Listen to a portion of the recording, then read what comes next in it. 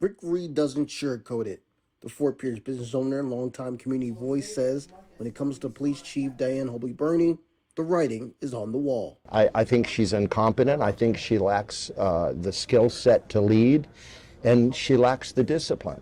The blunt criticism comes a day before the Fort Pierce City Commission is set to meet, a meeting that could determine whether Chief Hobley-Burney keeps her job. Commissioner Taylor already told WPTV there's a bigger issue beneath the surface, a growing number of officers leaving, and money, he says, isn't the only reason. To say they're only leaving because the money, and the exit interviews that I've read will back me up on that. There's multiple issues. But while Reed believes it's time for a new leadership, he also questions the motives behind some commissioners pushing for change and those defending the chief.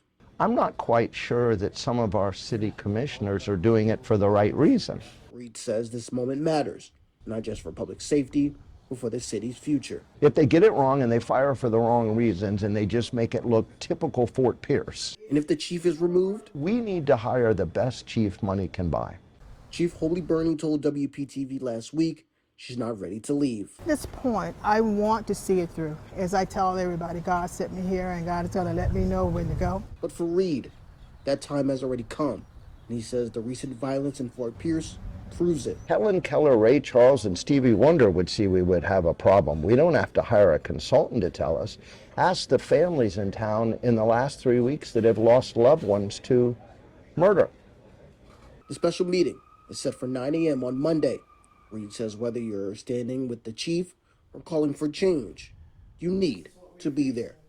In Fort Pierce, Mellow Styles.